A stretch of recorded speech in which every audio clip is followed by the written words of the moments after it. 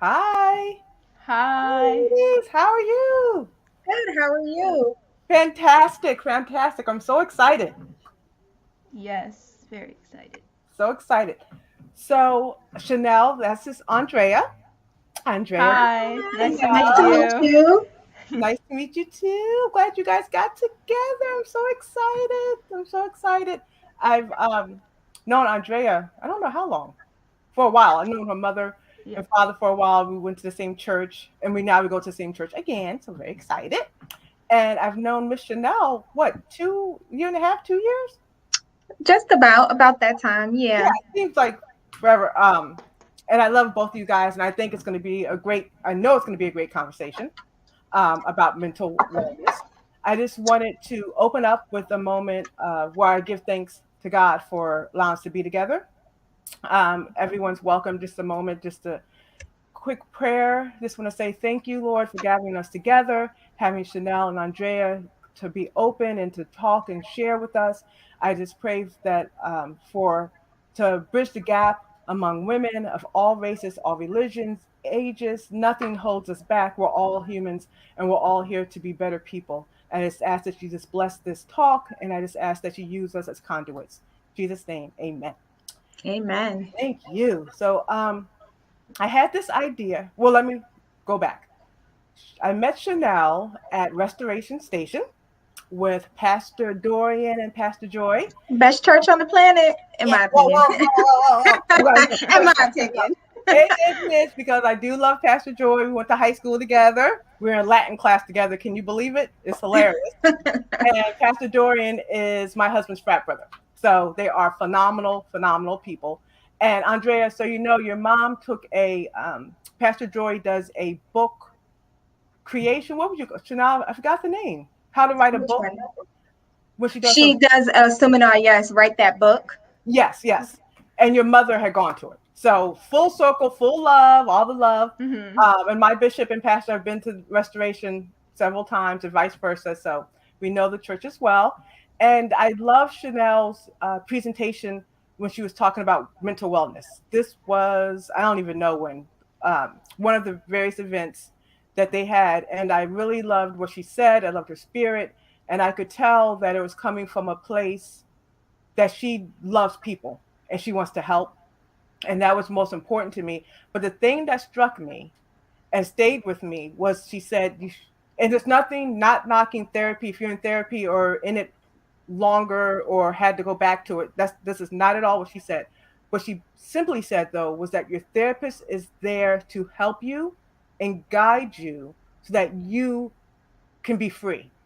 So in other words, the therapist is not there as like on shackles or to make you feel that you need your therapist all the time. She wants you Mhm. to feel Absolutely. free mentally and that she's always going to be there for her patients if things happen. The pandemic happened quite honestly. So I'm sure people are calling you like, "Hey, I was good. Now I don't know what's Right. going on." So, Right. you know what I mean? So she's always there for her patients, but her goal is to set you free. And that really touched me because you hear where people say, "Oh, well, let me call my therapist. I'm not sure if I should take this job," or "Let me call my therapist. Right. Let me see what they think." And it's kind of like, well, that's your husband. Your therapist doesn't know your husband, so you should be able to decide before Right. you make a decision. Or that's your child. I don't think you should be able to decide. So that really resonated with me. And as far as Andrea goes, I did not know that Andrea was a speaker. And after our last talk online, her mother said, "Hey, don't forget about our girl." And I was like, "Oh, Yes. Andrea?" And she was like, "Yeah." I said, "What's Andrea doing?" And she said she had done a presentation on social media for the church. And I said, "Oh my Awesome. goodness, I had no idea." I said, "That is awesome." And I said, "Of course." I said, I'm going to work it out. Let me contact Chanel because I wanted her to do mental wellness. And I said, I think this would be a perfect time, especially because I want to bridge that gap with teenagers and their mothers and young adult women, as I said, all ages. And I really wanted to talk about mental wellness. And of course, my daughter was saying she was feeling overwhelmed, not for herself, but just seeing stories about young people either committing Mhm. suicide or trying to commit suicide, or and Andrea wants to talk about this cyberbullying. Like, why is that going up? Like, to me, that should Yeah. be the opposite. I should be. like reaching out in love, but the opposite. I guess that happens, and you can talk about that, Chanel, um, later on, about sometimes behavior that we think wouldn't be going on actually Right. increases, and you're kind of like, that's weird. Like we're all hurting, we're all yearning. Why don't Right. we get together? So I don't want to talk too much anymore. I really would love for Andrea to speak to you, Chanel. And Andrea, this is, I'm not a professional. You can, Chanel's laughing at me the last time. I look at the wrong cameras all the time. I'm looking down to the left. Fine. You are fine. My husband's over here telling me where to look all the time. So there's no perfection going on, just a dialogue and discussion about how we can help each other, be there for one another, and even people you don't know. You don't have to know the person. You know, if you see Mhm. someone hurting, it's okay. I go online. I started a subscription box business, and there's different various groups I belong to. And women will post like, "Hey, unfortunately, this person passed from COVID today," or it's okay to say, "Hey, I don't know you, but my prayer praying for you," and they Yeah. Mhm. appreciate it. They actually will reply, "Thanks so much," because people at this point we're all one family. I mean, we already knew that, but really with technology and what's going on, we're all facing the same thing. I think this is Yeah. Absolutely. this time. To Yeah, go ahead, jump in. Yeah, to add on to that, I think it's really important just to check in on somebody. It Yeah, may not seem like, a big deal to you, but just somebody's hi, somebody's, yeah, how's your day? What did you do? It means something. It shows that you care about that person, how their day's going, and that Absolutely. they're having hmm a clear mindset and a clear day. And even if they don't respond, you still did it out of love. And just to exactly. know, I reached out to this person. I don't have to regret anything later. Everything was good. So it's so important, especially during this time of COVID, too. I love that. I love that so much. Chanel, what do you say about that with talking to Yeah. people? You know, one of the things that, I've been saying throughout this process is that, so we've been in this place of a global grief. That's what I've been calling it. It's been a global grief. And, the ironic thing is with the pandemic is that God created us to be relational beings, right? Yes. A lot of times we think, a lot of times as a defense mechanism, because this is what it really is, as a defense mechanism, we'll get into a place where we're just like, I don't need nobody. I can do it by myself, because that's self-preservation. And we're doing everything that we can to protect ourselves from disappointment, from letdowns and different things like that. Right. But the reality is that we were created to be relational beings. God created us to be in relationship. That is why when Adam was here, God was like, wait a minute, Yeah, something ain't right. Mhm. It's not good for man to be alone. And he went ahead and created the woman. Well, the ironic thing is we went into the pandemic, COVID hit, and then we were told to socially distance. I mm, like to say social distance was a cute way of saying to isolate.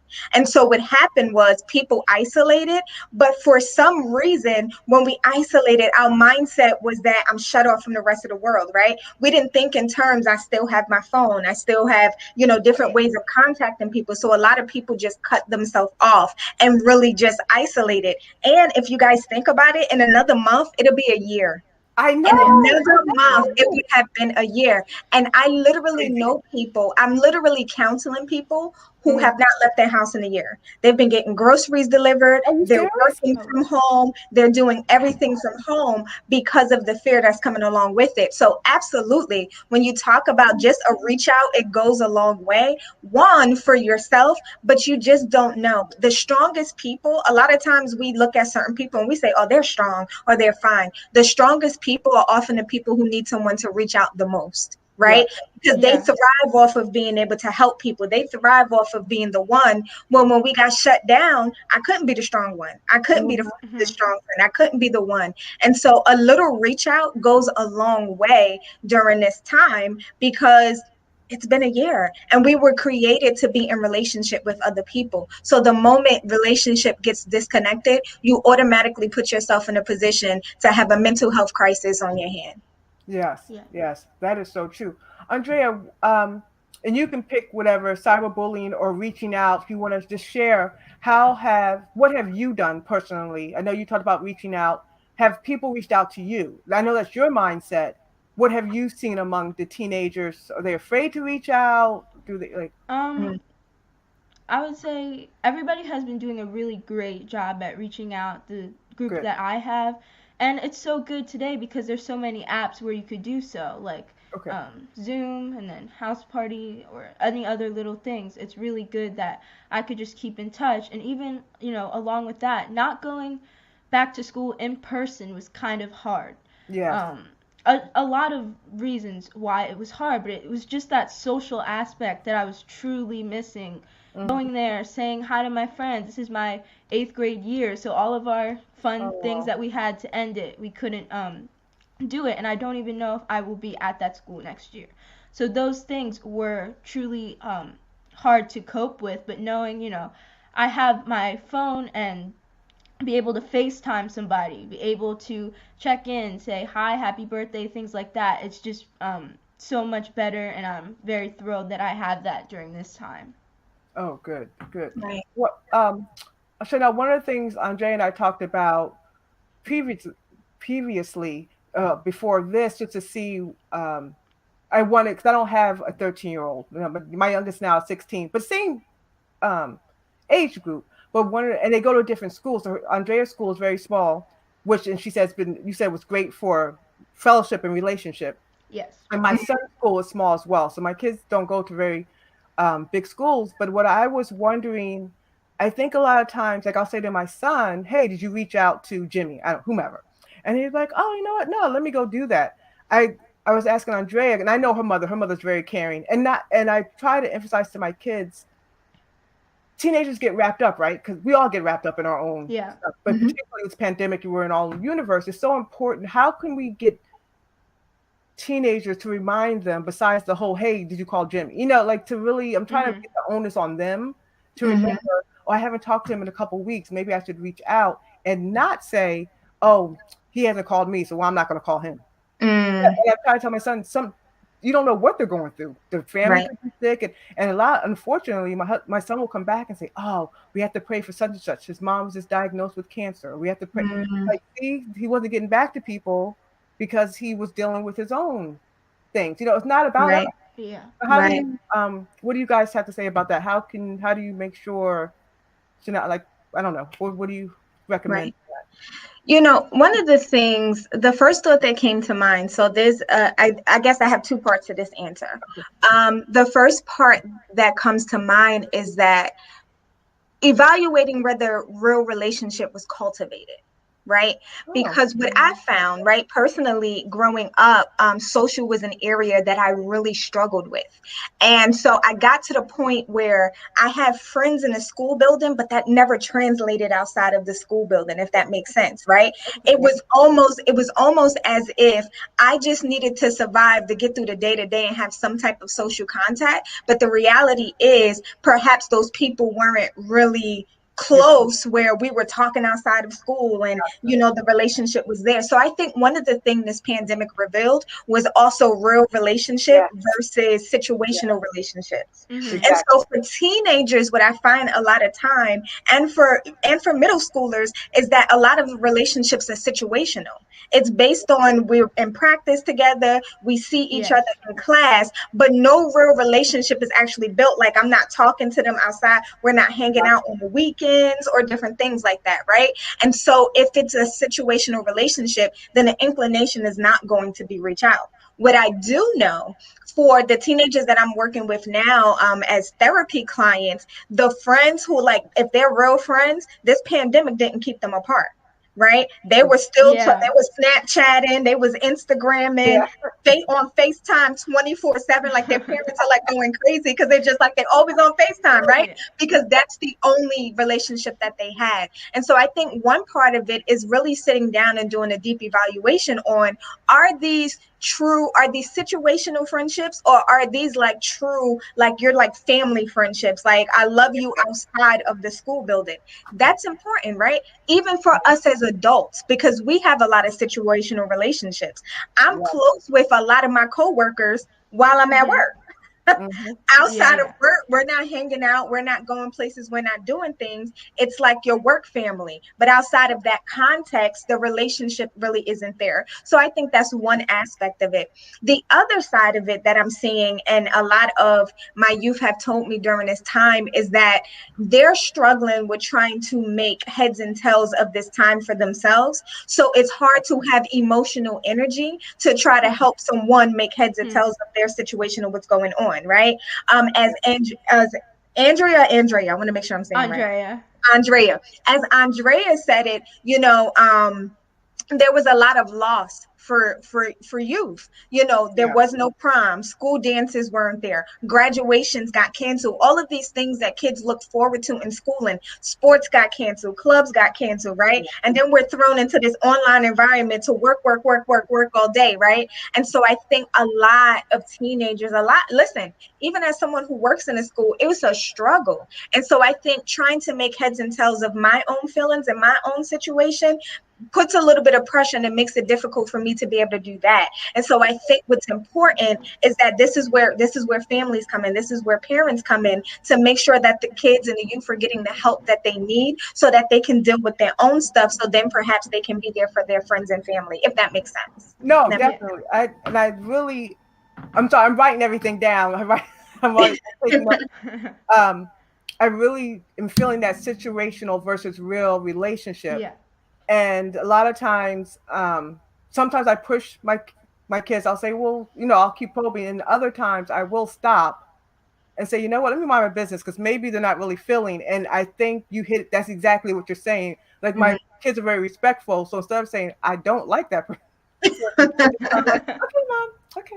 But then like, a month or two later, I'm like, oh, you didn't tell me. They're like, well, I didn't want to say it, and I didn't like talking about it, and I'm like, okay, I'm sorry about that. So I that is true. The situational versus real. One thing I was talking to a girlfriend the other day, and the pandemic. Someone said, I don't drink, but someone has said it's like alcohol. Whatever your personality is, the pandemic made it come out like times 100, Yep. or whatever. So if you didn't have a good marriage, you're getting divorced. If you didn't like whoever, Real. like it's so.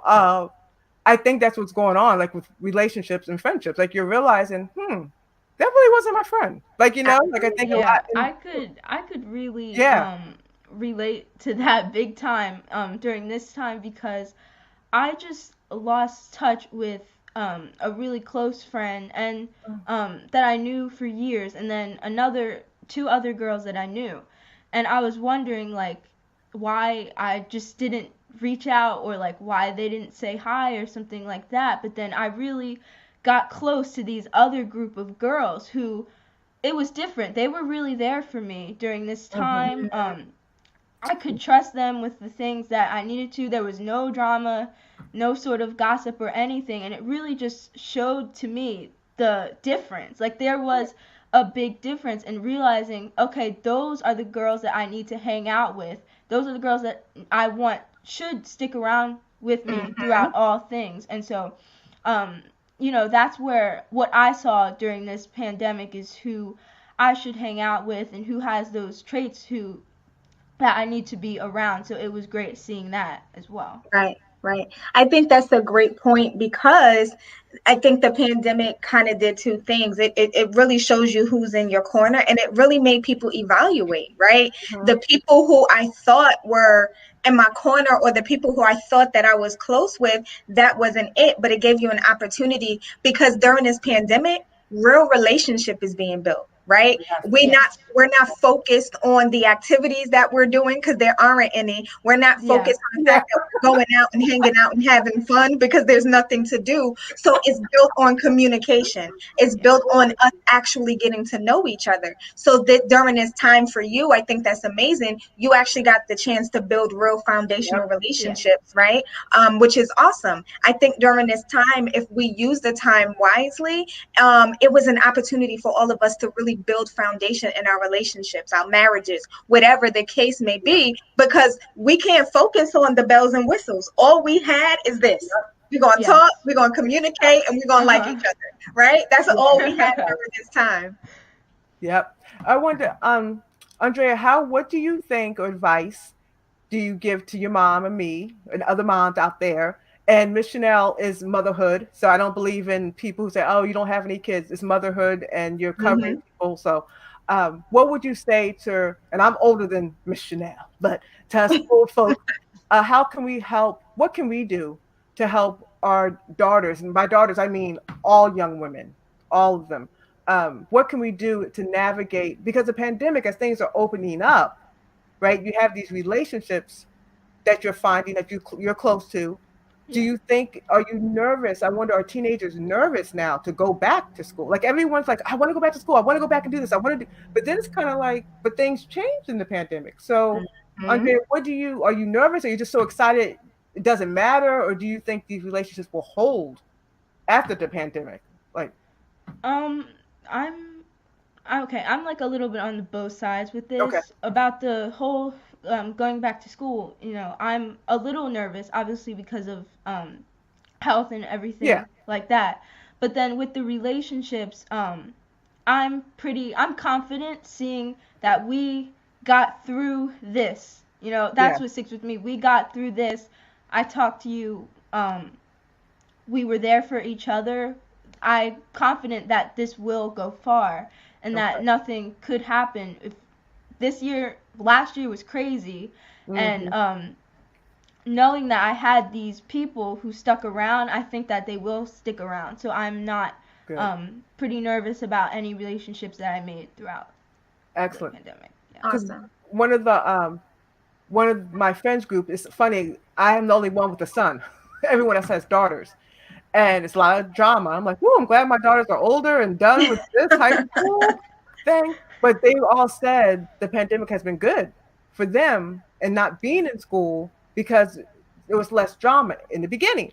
But Mm-hmm. then they were talking, and then my son would say, "No, there's drama." I'm like, "Really? This you're not even in school. What could be going Yeah. on?" And then, sure enough, my girlfriend would call and say, "Yeah." I'm like, "What?" Like, we're in the middle of Yeah. a pandemic, people. There's Uh, always room for drama. yeah. So, Chanel, what do you say, or have you seen any of that with the team, even with adults? I mean, I'm not. This is for all women, so even for us, I'm just, Can you? Yeah. What do you share? This is where I would bring in that cyberbullying piece at a whole Okay. nother level. One of the things that I saw with a lot of the teenagers that I work with in my practice is that cyberbullying, in a lot of respects, went to another level Yeah. because that's all that they had, right? So there's a lot of things that happen in person in school that you don't necessarily see unless you're there, right? There's a lot Yeah. of things that are happening now. Social media was the only thing that kids had, and so I think cyberbullying went up to another level. What I found was interesting, a trend I found, right? And in all transparency, I work with mostly African American youth, right? Okay. I have some other youth, but the majority of African American youth, I saw cyberbullying going up with a racial overturn during this Oh, time. And that actually was I really see it. heartbreaking, as a lot of my teens were dealing with a lot of that. But you got to remember, the pandemic hit. Then we had these riots, Yeah. right? Ahmaud Arbery was killed. We had so many racial tensions that happened during this time that happened all in conjunction of being locked down in a pandemic, right? And Mhm. kids will be kids, right? And Yeah. so I think a lot of that played out as well. And so a lot of the drama was because now TikTok went to another Mm. level, right? Uh, TikTok went to Yeah. another level during the pandemic. Instagram. So like these are the things that we have. And so a lot of what happened with a lot of my kids is some of them opted to shut down social media. Parents had to get involved with things. ooh, Schools had to get involved with a lot of things during this time, even though school wasn't in session in person. But even in the cyber world, a lot of schools yeah. had to get involved with the drama. And so I think the catch 22 of technology, the catch 22 of social media is during this time of COVID, we needed it. because it was the only way that we stay connected, right? TikTok saved some people's lives. And I know that sounds crazy, but I have a lot of kids who didn't know what else to do, but they were able to put their energy into TikTok. And for that, I praise God, because the alternative could have been worse, right? Yes, yes. But at the same time, while I'm able to put my energy into that, we're able to have fun. There's always someone lurking in the background ready to start trouble, ready to start some drama, kids having things to say, things that were already happening in the school building just flowed online, right? And so I think, it's especially important during this time that parents are having a vested interest in what's going on with their children and having real conversation, not just the, oh, how was your day kind of conversation, but the what is actually going on with you, asking very pointed questions to really see what's going on. I find that if you ask kids how things are going, they're just gonna be like, oh, I'm fine, it's good, because Yeah. there's a natural resiliency to, I can handle it. There's a natural Yeah. resiliency. But when you start to dig a little bit and you start to pry and actually show that I really care what's going on, I think a lot of parents might be surprised about what they find is actually happening with their children. Okay. And just like you said, Miss Chanel, there's this past year there was always something to talk about, and I think we could, just from my perspective, everybody, even teens, even though we're not even close to being an adult, there was always something to talk about, and everybody had their own opinion, and so Mm-hmm. I also think that everybody just clashed. If you didn't like what they said, somebody would straight up attack you. That happened at my school in a Instagram post in the summer. I saw if you didn't have something somebody agreed with, you would clash. And I think that everybody just always had something to say, and most of the time it was not positive. It was negative. It was not uplifting to what was going on. It was not giving anybody advice of how to deal with what's going on. It was Mm-hmm. just a negative, a push down, let's talk bad about this and that. And Mm. that did not help anything. That's also could have broken friendships up, and I truly saw that. So, social media, it was great. I'm glad it gave me something to do, but I also think with that, like, there was just a lot of open comments during this time too. So, Okay. yeah. Yeah.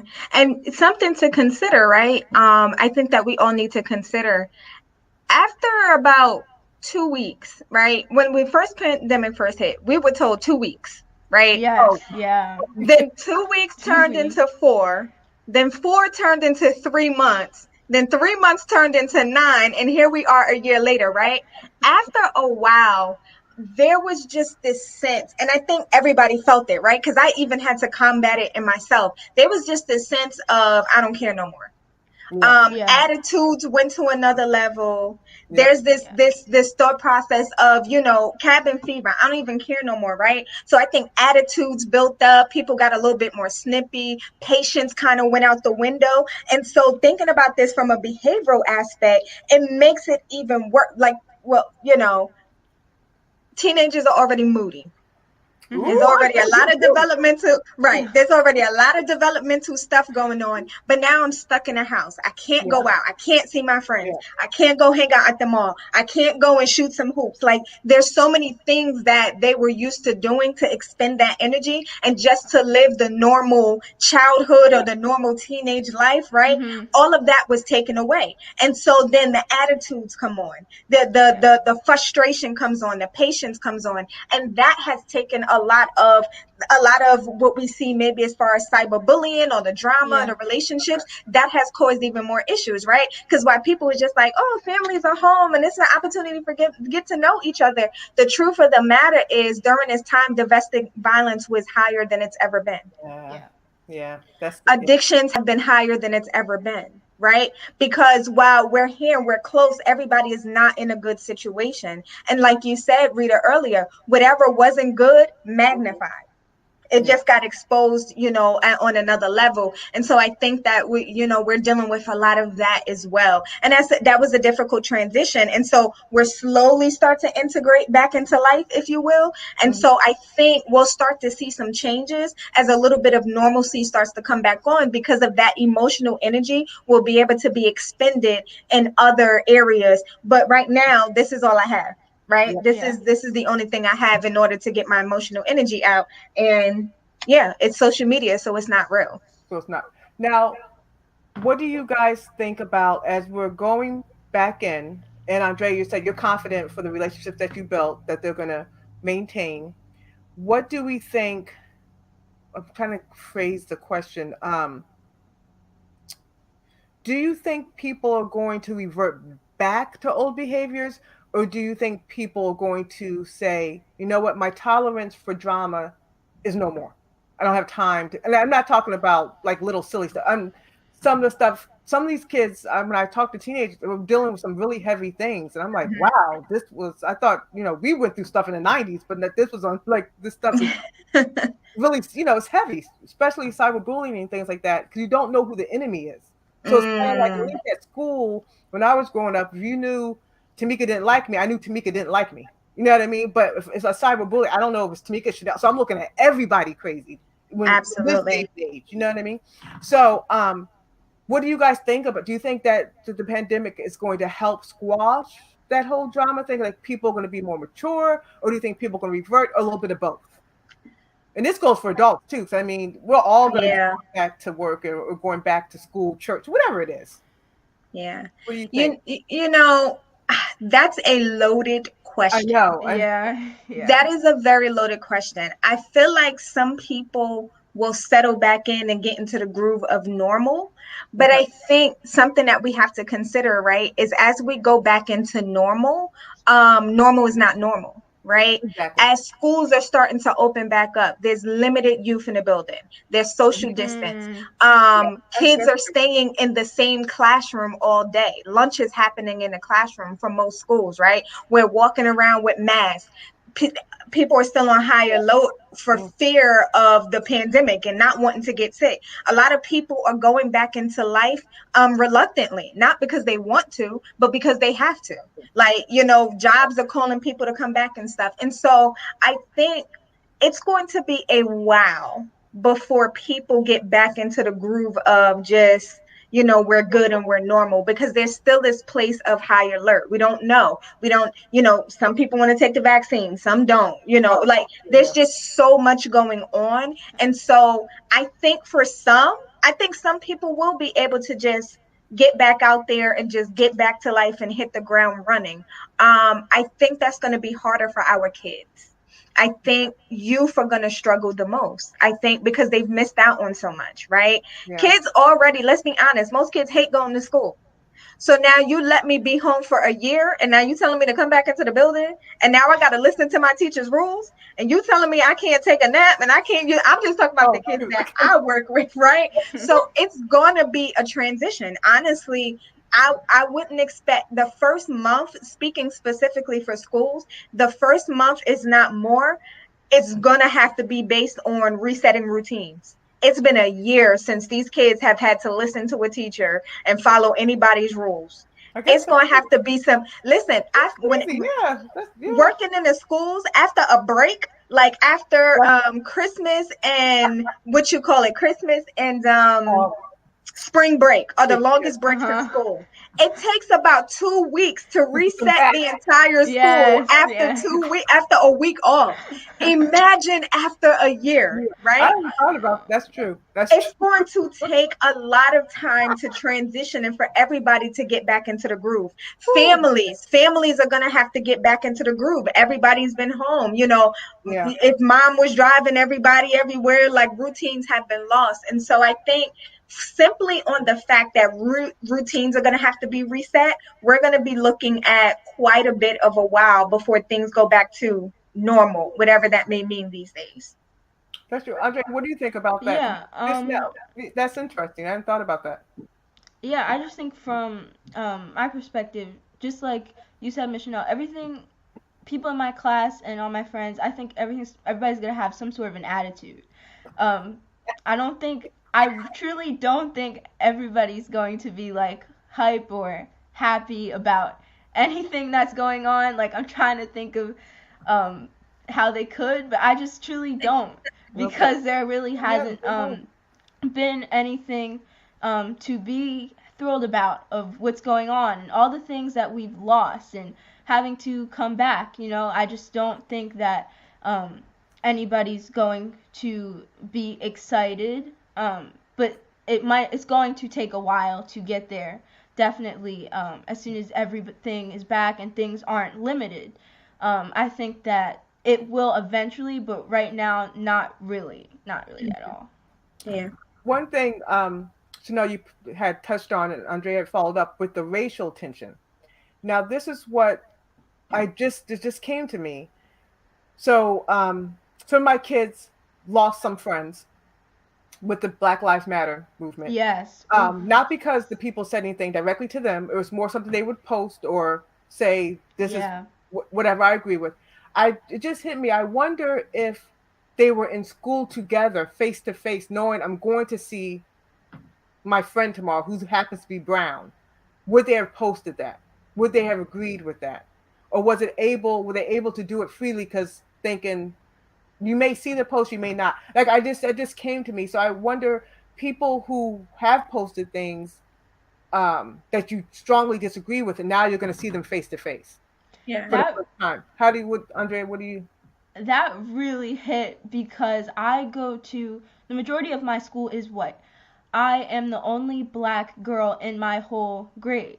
Okay. And so I've seen people's Instagram stories, people's Snap stories. People in my class are making jokes about George Floyd, Ahmaud Mm. Arbery, Breonna Taylor. It's ridiculous. And sometimes it really makes me angry. No, yeah. And sometimes I truly want to comment, this isn't right. And I will comment, this isn't right. And on my page, you will see I try to educate my friends, Mhm. tell them this is a problem. There is racism. There's racism in our school. And it's not all, happy and what they think because I do go to a Christian school.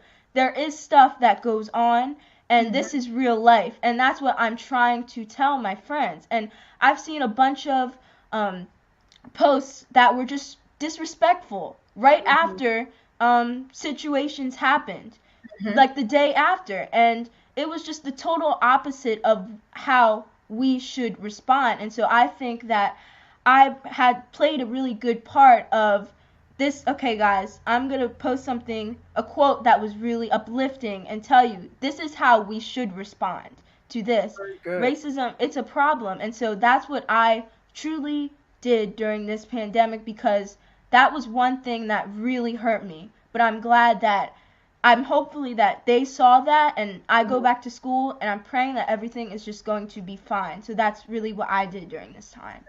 And And I got I to commend interject. Wait, you. Chanel, can I just say, I love Yeah. Andrea.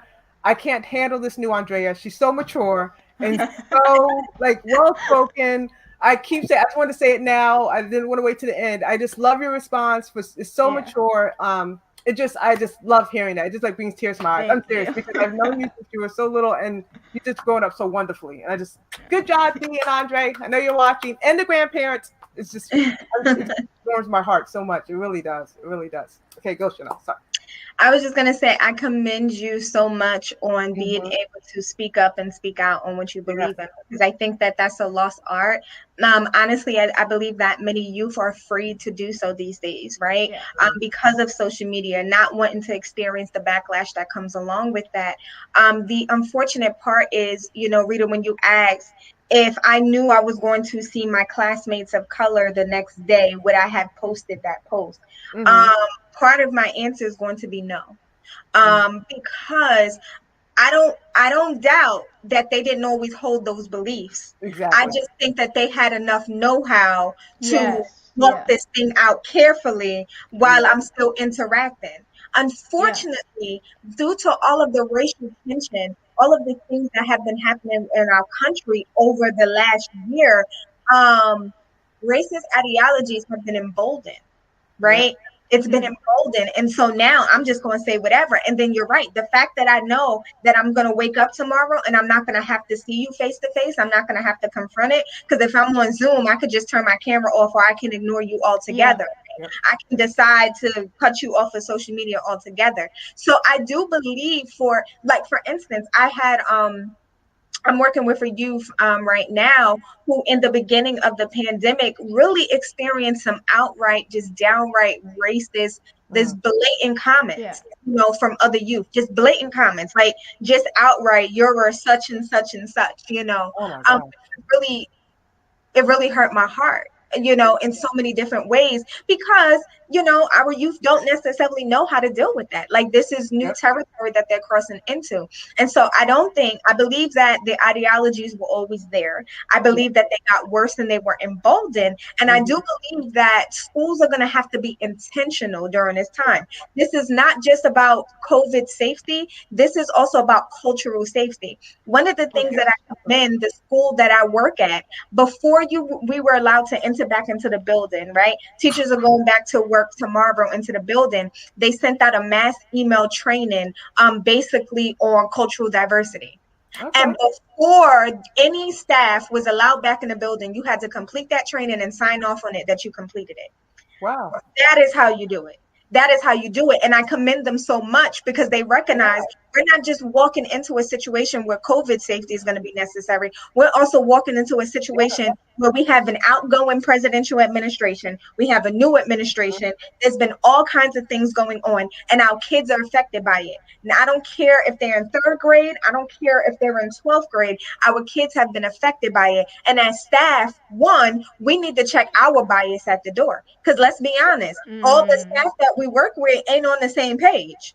Mm. No. Let's just be honest, No. right? But I love the fact that what they did, what that school district decided to do, is that as staff, we're going to check our bias at the door too. So as and Yeah. if these issues arise, we're able to deal with it. So I believe that schools are going to have a major responsibility. Focus on COVID, because safety is important. But if you bring these kids back into the school building and you do nothing to address the racial tensions, Yes. Yes. you are getting it wrong. Yeah. Andrea, how were your posts received? Did anyone actually say thanks, or just, I guess they just liked it, or what was the?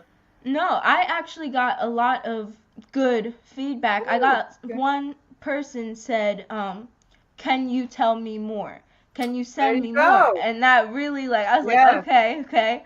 So of Yeah. course I told them more things that they could look at, more articles that were good, educational, that they could read, that could really give them some um, knowledge about all the things that is Awesome. going on. So I was truly happy about that. Some people would repost. It Hmm. was really good, all of the love that was going on throughout all the racism that's happening. And I'm just glad that I got the opportunity through Instagram to truly show my classmates that this isn't okay. And some people actually took it well. And so I was very glad Okay. about that. Chanel, just I wanted to ask you this: with we're having dialogue, and I can tell that, and like I said, I know Andrea's family. You guys have dialogue, and I'm sure you talk to your parents and your grandparents, and Chanel's through church, and I've met your mother, so I know you. You know, we all have strong families that love each other, and we seem to, and we can say pretty much what we want to each other.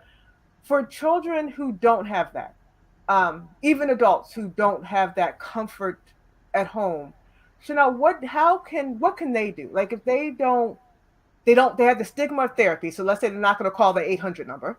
Hmm.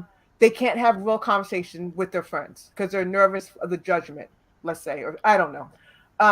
What do you recommend as a therapist, if anyone's watching, or uh, what can you say to them, something they can do? Journal? Because like what do you recommend? Just what do you recommend? Sorry. Yeah, I'm of course, like I can throw out the tools. We can talk about journaling and all of that stuff, but my earnest plea to whoever that person may be Mhm. is to get connected with somebody.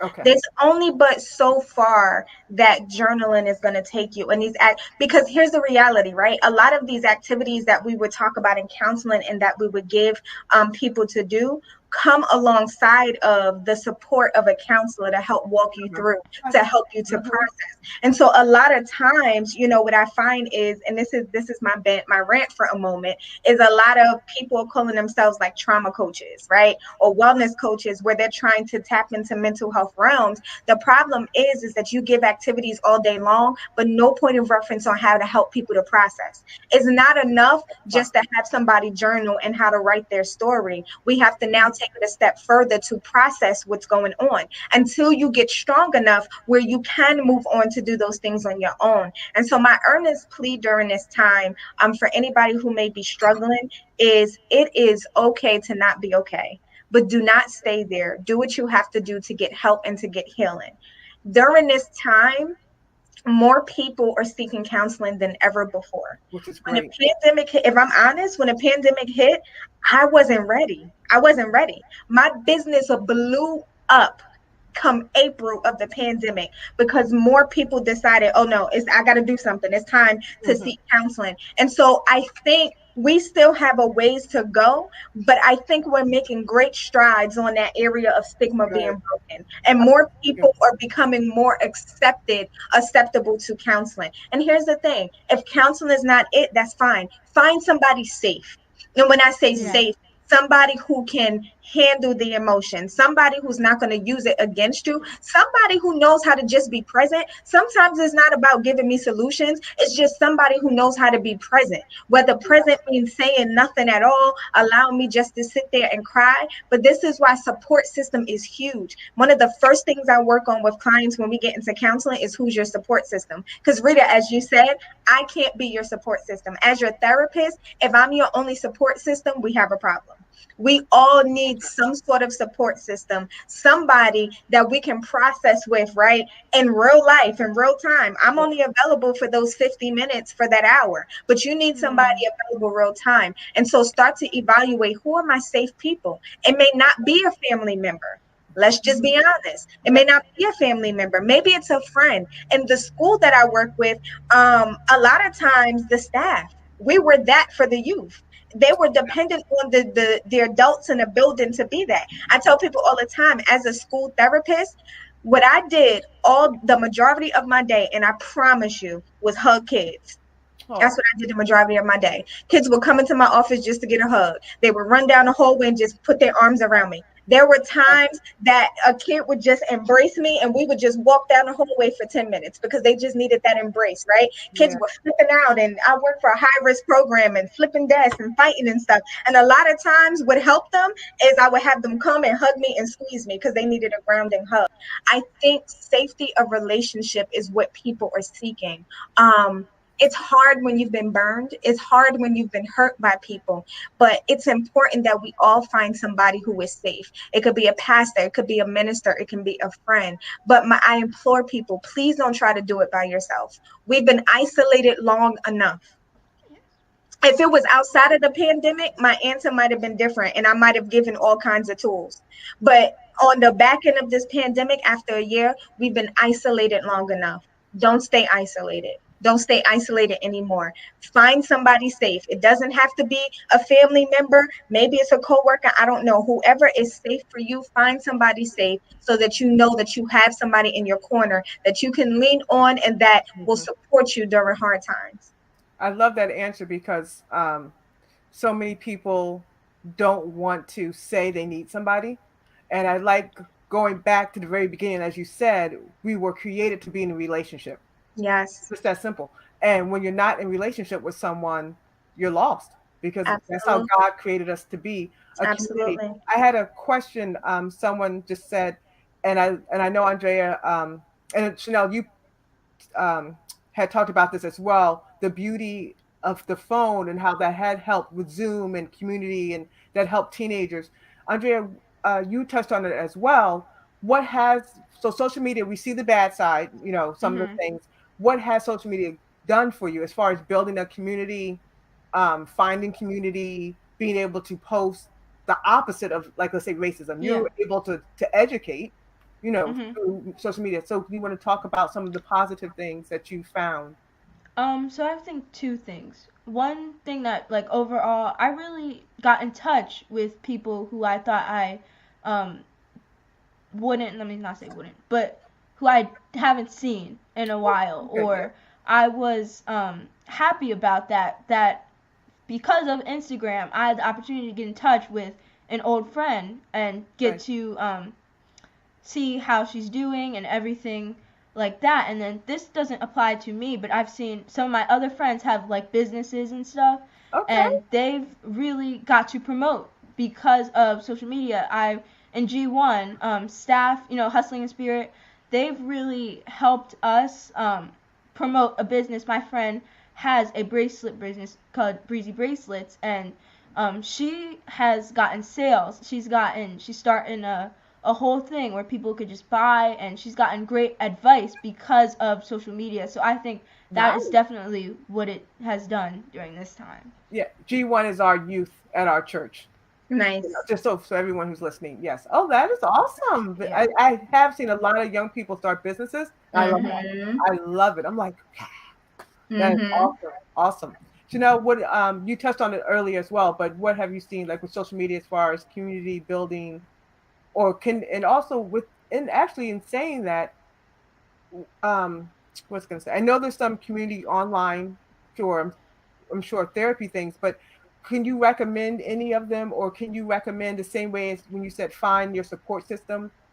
Is there a way that can be done online as well, or like Yeah, during this, the beauty of it is I feel like access to all kinds of services just ramped up during this time. One of the things that I did earlier on in the pandemic is I did a free online support group for anybody who was struggling with the pandemic. I did like a 12-week support. It didn't matter who you were, where you lived in the country, what your background was. If you just needed a support, and I had people that would come together week after week. Sometimes it was a big group, love sometimes it was a much smaller group. And a lot of therapists have kept that up. A lot of therapists that? are doing things, not just therapists, right? Churches are doing things. Schools are doing a lot of things I'm Are seeing they? on social media as well. Yeah, like, Oh, trying to just build community outside of what okay. the building would be. And so I think, one, for youth particularly, I would say start with your school. Start to see what your Hmm, school is doing. Not every school is doing it, but some schools are doing like social media things. I saw, the school I work with, they did like TikTok challenges. They did like that's weekly cute. TikTok challenges through the school's Facebook page, right? As an opportunity to build community and different things That's like cute. that. So I would say start there. Local churches. Some we know that some local churches have not opened their buildings yet, but some have, right? Some have really strong online communities. Shouting out my church real quick because I have to. We Well, go started on. something during this time. We started something called the Official Restoration Station Facebook community page, right? Nice. Anybody can join it. You don't have to be a part of the church, but anybody can join it. And what we do every single day, a minister is going on giving some type of encouragement. We Nice. may put something funny up. We're encouraging engagement. I do something every Friday called Matters of the Mind Friday with Minister Chanel. And Oh, so every Friday, I'm going to get on there and we'll talk about something that has to do with the mind, but spirituality as well, right? Having that love spiritual it. bent on it as What time is well. that? Fridays it varies. It varies on the Oh, times on okay. Fridays. Yeah. Okay. But Monday, Minister Sharice does a confidence corner.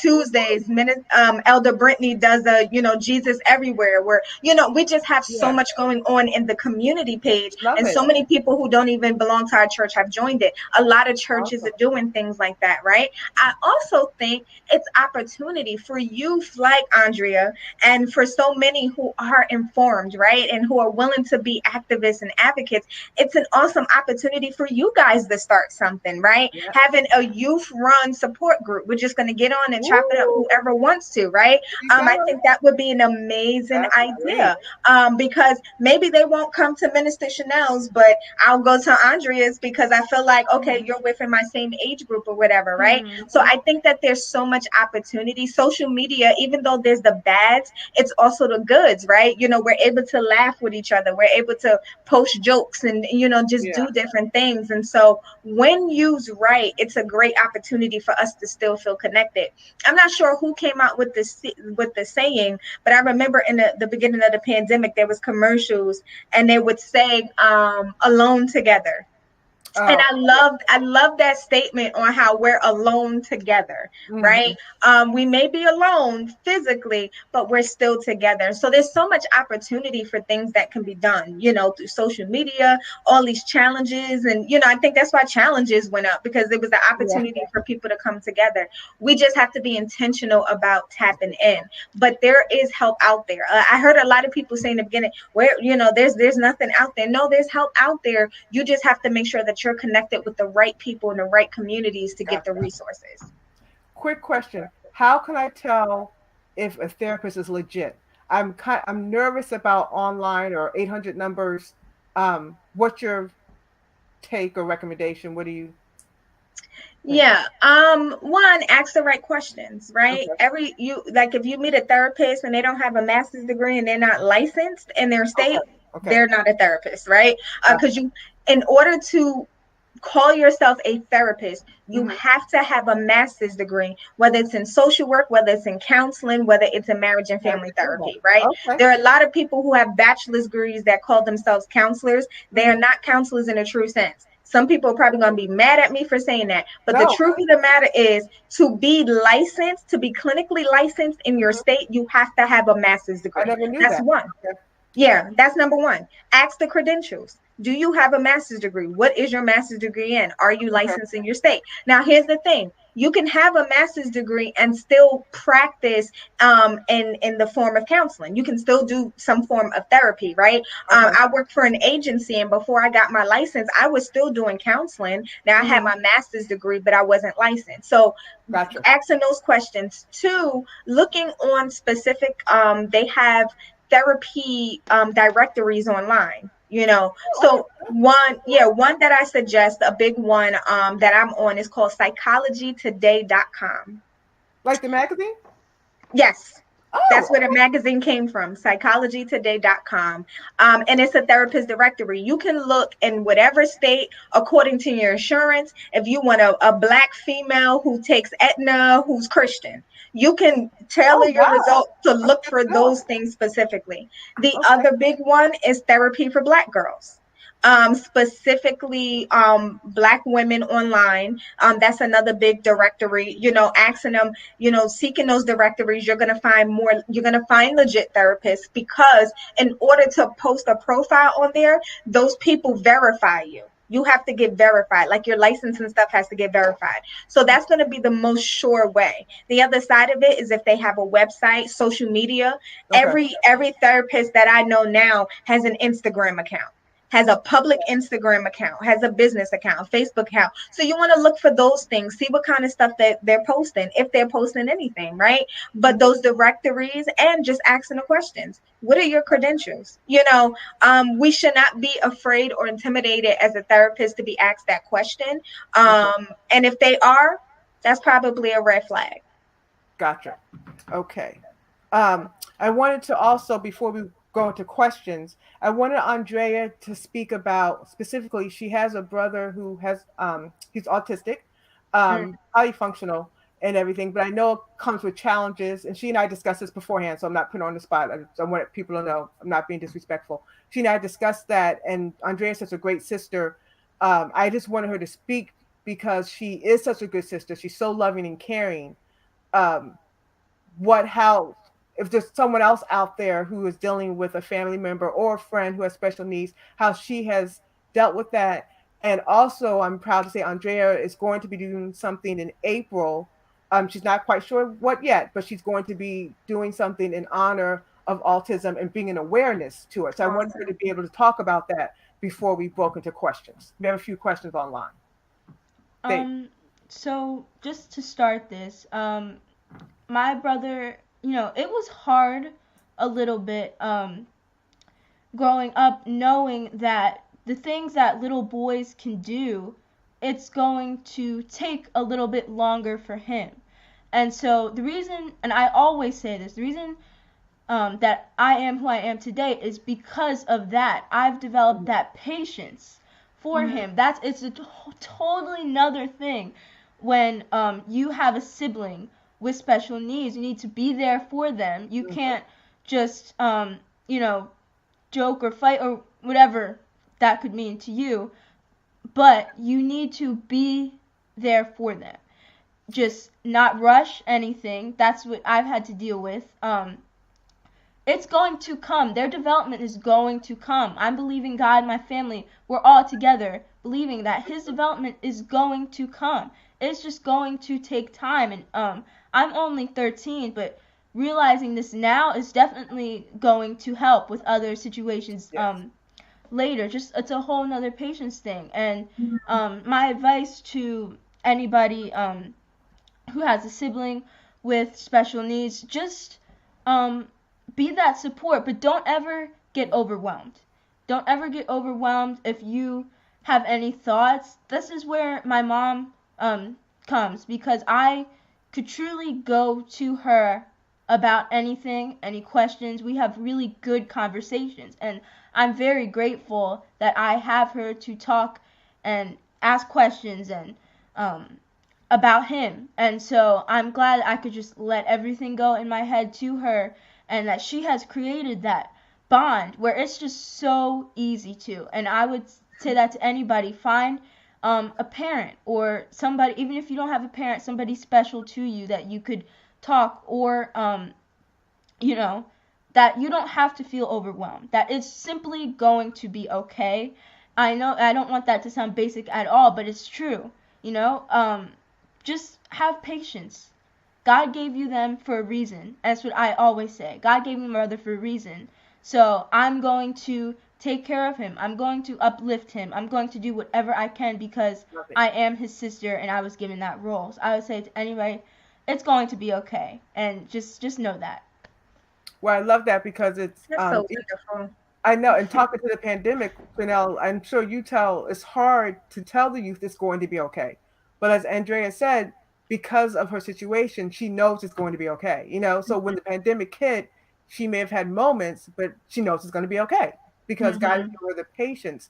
And it's such a gift to have. And I was telling Andrea, I can't relate per se in that moment, but I've had moments where I've had to take care of family members, and I had to keep that hope too. Okay, it's going to be okay. This is going to pass.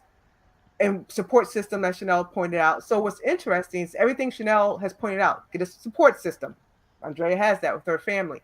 And you didn't say this, but I just in talking to you, I know offline, is that what lessons are you learning? Right? Andrea's learning patience. And and Chanel, you can point out maybe some positive things that we have learned from the pandemic, not just alone together, but I'll let you touch on that mental wellness.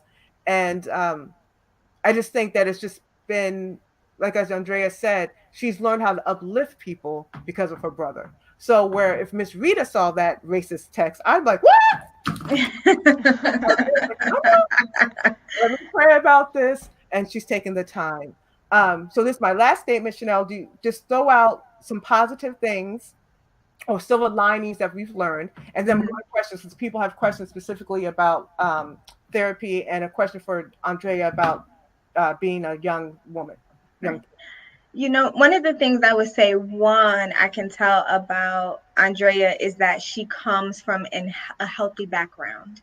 I can let that, having been in the, been a therapist for 9 years now, I can point out very clearly when someone has a healthy upbringing. And so a lot of the qualities that she exhibits and that she's talking about, it's because of that, right? It shows you the power of having a healthy upbringing, of having a healthy household, right? Because at the end of the day, our families are our first support systems. That's either a good thing or a bad thing, depending on what household you come from, right? They say our siblings are our first friends. That's either a good thing or a bad thing, depending on where you come from, right? And so when you have a healthier upbringing, you're able to build up tolerance. You're able to build up love. You're able to build up, so many of these qualities that we wish more people will have, right? And so it's very apparent and clear to me that you come from a very healthy background, a supportive background, right? Which is necessary. And so what I hear a lot of what you're saying is that is resilience. I hear strength, I hear resilience to push through and to make it through no matter what their circumstances. That doesn't mean I liked it. That doesn't mean I like the things that we've been experiencing. That doesn't mean I enjoyed going through this pandemic. It just meant I was able to make the adjustments that I needed in the ninth Mm-hmm. hour so that I can survive through it. And I think that that's part of the problem what many are facing is having not been able to make the adjustments. It's been hard to make the adjustments. Mm-hmm. Well, when you don't necessarily come from a healthy background, or if you have other mental and emotional things going on in the background, it makes it harder to adjust and adapt, Yeah. right? Oh, the signs of a good of a healthy having good mental health and healthy mental health is even in the midst of hard situations and experiencing trauma, I'm able to adjust and I'm able to adapt and I'm able to be resilient through it, right? That's a sign of a healthier mental and emotional stability, if you will. So that's one, right? But I think overall in general, the biggest thing I think that this pandemic has taught us as a world, as a human race, I don't care what your political, religious views are, it has taught us that we can make it through anything that we go through. Yeah. It has. 2020 has taught us that in the midst of some of the hardest situations, yes, there was death around us. Yes, there was fear. But in the midst of it, I almost wish, once we get to a place when things go back to normal, I almost want us to have a global party. Like, and Right. I know that That'd be sounds awesome. crazy, but I want us to have a and by the way, if anybody steals my idea, I want credit for It's it. I not don't gonna care who happen. the You're gonna put it I out don't care there. who the president is. I said it first. But we need to have a global Yes. party to Yes. celebrate we made it. Put aside your political agendas, put Yes. aside your religious views, put Yes. aside your disagreements, and let's Mm-hmm. just party and celebrate the fact that we made it. Because this time has taught us that as a people, we are resilient. Resiliency is in the very core, it's in the DNA of who we are. And we had to tap into that. Now, here's the thing, I'm not saying that people were anxious. I'm not saying anxiety wasn't Mm-hmm. rising. I'm not saying fear wasn't there. I'm not saying that nerves didn't, but we made it. We made We it. made it in spite of it all, and that is to be celebrated. And so I feel like resiliency, but then too, it also, again, like I said, it taught us who's your real support system. It Mm-hmm. taught here's what I had to struggle with, right? Am I a good friend? Mm-hmm. It made me evaluate myself. Like, am I reaching out to people enough? Am I that friend who never reaches out to people? I had to learn to reach out to my family members more. So I think it made us evaluate ourselves. Which for some people that was a sad thing. Which is I think why counseling went up. But guess what? That's a win. Mm-hmm. More people during this time have sought counseling than ever before. Counseling now has become a real thing that people begin to appreciate and understand the value of, whereas mental health has not been valued in this country. Yeah. Mental health has not been valued in this country. And now we're starting to see that. So through all of the negative that has happened, we have seen some positives. I think that I sum it up to say that people are starting to get their lives. That's Yep. what I sum it up to say. We are getting our lives. Yes. So, Andrea, I have a question for you. Question says, what do you say to the teen girl who thinks the more she likes, she gets equal how good she is? I'm reading this backwards. Now, I have to full disclosure, this is from your mother, so I'm going to blame Miss D for this. I'm not sure. Okay. Um, what do you say to the teen girl who thinks the more, oh, my bad, the more likes she gets equals how good she is? Mhm. I know the question made sense. That's my bad. Sorry, D, it's on me. So, like, the more likes you get on Instagram or Facebook, how she's equating that to how good she is. Like, what do you have to Mhm. say to the teen girl who's looking for all those likes and those things? So we actually talked about this on our social media G1 talk where I Oh, did. okay. Um, they likes however many likes you get, it doesn't mean anything. You know, Mhm. what really means a lot is if you are secure about yourself. You know, it There we doesn't matter how many likes this person, and this is, I feel like we always look at, it's teens my age, this person gets more likes than me. What can I do to my post get more likes? You know, what can I do? It doesn't matter. And I know that this is hard for teens to comprehend, but it doesn't matter. What matters is if you are feel okay, I do love myself, you know, I don't need the liking of others just so that I could feel good. And I know that it's hard and there's a lot that could just totally throw that off, but that's all you need is to be secure about yourself. So that's my biggest advice. Gotcha. So don't seek validation outside Yes. of yourself. All right. I have a question from a Miss Sanders. Has substance abuse been an issue for young people during this pandemic? Oh, absolutely. Oh, why? Substance abuse is a big issue, period. Um, Okay. it's Okay. a big issue, period. And I saw it more so working in the school system Mhm. than any other place. Substance abuse is huge. It is huge. And there is no, some people might like to think, oh, it starts at high school. Mm-mm. It starts much younger than that, depending on Really? upbringing, depending on the Oh, good. background, depending on, a lot of urban communities. But let's not just keep it to urban communities. Oh, Some of the highest use of like strong drugs like heroin and stuff like that are in affluent schools oh, we know. Yeah. are in affluent schools and things like that. And so during this time, I can imagine that doubled, right? But I didn't have anything else to do. I didn't have access to anything. If I was experiencing, a lot of kids are self-medicating. A lot of kids are utilizing drugs to self-medicate. And so during this time, I had nothing else to do. And then anxiety is high. And then I'm at home Hmm. bored. Absolutely, you're going to see an uptick and a rise in substance use during this time Yeah. amongst youth. And it's really sad. But again, it's the reality of isolation. These are the kind of things that happen in isolation. And then if there's nobody to have eyes on it, right? We would like to Yeah. think that home is going to be the eyes. A lot of times in the schools, we're the ones that have eyes on it. We're the Yeah. ones That's that are true. I noticing think. the differences in behavior, right? And so now you don't even have anybody who's looking for it to have eyes on it, which makes the situation even worse. Okay. Another question, Chanel said, what suggestions do you have, Minister Chanel, to build a teen's self-esteem? Now, Andrea had talked a little bit about just with the validation, seeking, don't seek validation outside. Do you have anything else you can add to that? That came from Patrice. Yeah, I definitely like that, not seeking validation from the outside. I think one of the things that we have to do though is not leave it on the teens to be doing it by themselves. This Okay. is where the adults in their lives need to step up and we need to do more. I Hmm. heard a TED talk once and somebody quoted and they said every kid deserves to have at least one adult who is absolutely crazy about them. Oh, Every kid needs that. that's good. And when I think about working in a school district, man, those kids would like we would hype them kids up over the smallest little thing, and their Oh, faces would just light up. If they get a new pair of sneakers, we would make a big deal about it. Like if a girl came in and she got her hair done, yeah, okay, yeah.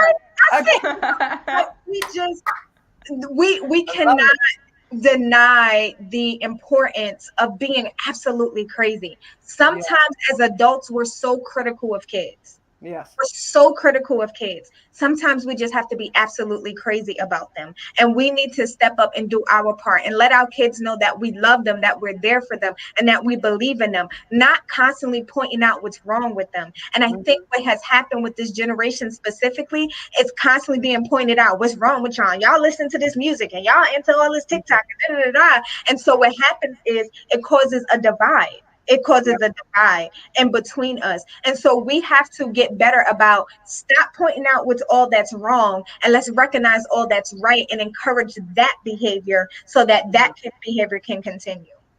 Yeah, I was going to piggyback as a parent. I think that that's one of the reasons why I started this, the bridging the gap, because I'm guilty of that.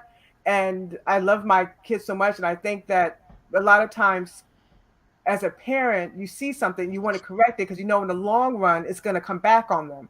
But as Right. you said, like, okay, if I corrected you once, they're remembering the correction from last night. I've already forgotten about that because it's not a big deal. But the kids Mm-hmm. still thinking about it. And I keep everything of my, I mean, when I say everything of my kids. So I found this note and my daughter said, I'm so sorry to have taken so long doing my homework. And I wrote back, I don't care about that. I just wanted you not to watch TV and do your homework. So we were laughing about that. She goes, I thought she was just reflecting and saying, it's funny how she was thinking I was angry about it taking too long. But when I wrote back to her, she was like 6 or 7. I said, oh Mm-hmm. no, you were watching TV. But you forget that kids are humans. Like as parents, I know it sounds insane, but they're human beings and they internalize things. And I'm just going about my life thinking, oh, don't do that anymore. And excuse me, I'm over here cooking. But meanwhile, my kid's still sitting there like stuck because mommy just said don't. And then Mm-hmm. I forget a lot. And this helped me with one of my youngest is that at school, so much happens at school that we don't Mm-hmm. know about, right? So you Mm-hmm. come home, and, hey, Andre, how you doing? Like you said, Andrea could actually tell me her whole story and be truthful with it. But Right. maybe someone didn't tell Andrea her hair looked pretty and that hurt her feelings, but I don't know that. So if I Right. make a comment about her hair, now it's like times 100, Right. and so Yeah. I would forget about that and say, oh, I wonder what happened at school today or at practice, or because our kids are out and about where they were so much with other people and other voices. I would forget as a mom. So kids, forgive me, and I'm sure all moms feel this way. We forget that you're hearing other voices because we're telling you who cares about those other voices, but you do Yep. care about them. It's just like we Yep. care about other voices. I care about my husband's voice. I care about a customer's voice. You know what I mean? So Mm-hmm.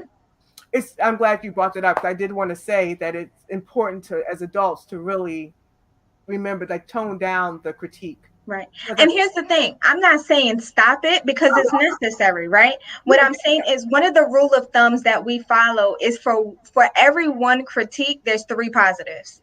gotcha. I So love if it's a pull your pants up, I really appreciate how you raised your hand. You gotcha. know, I really appreciate how I see how hard you're working on that Mhm. assignment. We're intentional, and that's an intentional practice, right? Every Yes. time we know we have to give a critique, we're going to drown it out, not to get rid of the fact that it has to be corrected, but we're going to make sure that the positive Yeah. reinforcement and the positive Yeah. feedback is Mhm. more so than a critique. Because what I found is the kids that I'm hardest on, I'm able to be hardest on them because I love on them so hard. And so they can accept it. The kids who I love on so hard, like I could be like, all right, and I can really get with them because I love on them so hard and they're willing to receive it. The Yeah. problem is that we don't love on them hard enough, but Mhm. we critique them hard and we want them to be able to receive it. So Yeah. for every critique we give, we got to get better by following up with more positive feedback. I love that. I think I think I would like to end with that. I think that's phenomenal. I'm gonna call that the 3-1 rule going forward. There But you I go. really love that. Andrea, can you just give me something to sum up how the conversation went for you tonight? Any nuggets that you took away? Any revelations you got? We can share before we close out. Oh no, I thought I was really excited, and I think this conversation um, went great. Miss Chanel, you answered a lot of my questions I had about mental health and really good details that we don't really get in school. And so I was glad that you were able to answer that, and just that I had the opportunity to speak to other teens my age about things that are going on, and that it's okay to be you. You don't, that's a simple statement, but it's okay to be you in all situations. It could make somebody else's day, it's okay. And so I was glad. I think this conversation went great, so thank you for the opportunity. Oh, of course. I love it so much. Chanel? Yeah, I think, what I loved about this is that being able to, as you phrased it, the generational gap, being able to bridge that, because I think more conversations like this need to be had. The big mistake that a lot of adults make is, you're a kid, you don't have any problems, No. but the matter is, this generation is experiencing more than any other generation of kids Yeah. have ever experienced. And the Yeah. other side of it is just remembering as adults. Think about that first breakup you had. Think Mm. about that first friendship you lost, right? It was so important. Like during that Yeah. time, it was like life was over. My heart was broken. We can't forget those things as we're helping our kids and as we're raising our kids to be better. We have to remember that they are human too and that they feel. And so I think more of these conversations are necessary so that youth get their voice and they have the opportunity. I'll end this and say this, and because I think it's so important. A lot of times parents are threatened when their children speak up because they take them speaking up as disrespect. But a child expressing their feelings is not always disrespect. And if you don't know how to if you're not emotionally stable enough to process feelings, and you stop long enough to actually listen to what your child is saying, you're always going to take it as disrespect. And then what happens is you shut your child's voice off, and then wonder why. Well, why they're not speaking up for themselves? Like, why you're not expressing yourself? Or things were going on I didn't know, because we can unknowingly take our children's voice away from them. And so it's important to give them the space to express themselves, even if that is, Mom, I'm frustrated when you said this. That's not disrespectful. That's them being honest, and then sit down and have a conversation. That doesn't mean you're going to change your answer. That doesn't mean they're going to get their way, but at least it led way for them to positively express themselves. And positive expression in childhood leads to healthy, expressive adults. Awesome. I love it. I'm going to be posting you guys information, but if you want to go ahead, Andrea, and just say what your Instagram is, if you're allowed. Excuse me. I'm sorry. I apologize. I should have asked about that first. But I know you're doing your event in April, or you're going to be talking in April. If you want to, where can they find that information? I apologize. I keep forgetting that Andrea's 13. So I apologize in advance. I'm so sorry. But no, yeah, I'm going to be starting something in April. I really want to talk about autism awareness, maybe like a group for siblings, which I'm thinking about. A simple, a Zoom call, because we can't really get in person. Something that we could just chat about anything, different topics, or something where I might write and speak. I don't know yet, but I'm going to do something. And my Instagram is drea.smii. So you could go there, and I will definitely post details when it comes to that. Awesome. Congrats. Love it. Chanel? Awesome. Your book. I don't have your, I'm sorry, I gave you a book. I gifted your book. But can you talk about your business and your workbook? I apologize. Yeah, absolutely. So on Instagram, I am at Oasis Wellness Group. On Facebook, it's Oasis Wellness Group, and the website is www.oasiswellnessgrp.org. Everything I have going on, I post on there, so it's the easy way to keep up with me. And I actually do have my journal. It's funny you said that. I promise I didn't plan it. I just happened to have it on my desk. But so I wrote this mental health journey. It's called Your Journey to Mental Wellness, a Jumpstart Journal. As you can see, it is super thin. And it was purposely made simple. This was the journal for the person who's questioning what this mental health thing is all about, if they even feel like they maybe need counseling. It's called a Jumpstart Journal for a reason. Literally, it's just 8 chapters. It's only about 24 pages or something like that, right? And it's just activities that we would do in counseling that help people for what's called CBT, so cognitive behavioral therapy. Just activities that you can do on your own that you would do in counseling with your therapist, just to see, are there thoughts that are off? Are there emotions that are off? To be able to tell your story, even some goal setting, within that. And so, yeah, it's for adults, it's for children. Like, there is no age divide, probably for teens and up. And just an opportunity to help people. It's not meant to take the place of therapy, but it's meant to kind of get your wheels turned and to figure out where you are. So I'm excited about that. I'm actually going to be relaunching my website soon with product and everything. So it will be for sale, but the journal is available. If anyone is interested, you can DM me on Instagram at Oasis Wellness Group, and I can get one in your hands. Thank you. I love it. I love it. And I just want to say thank you so much. This turned out so much better than I thought. I just love both of you guys so much. I'm so happy that I've been blessed to have you in my life. I pray that people who are listening, that you all got something out of it as well.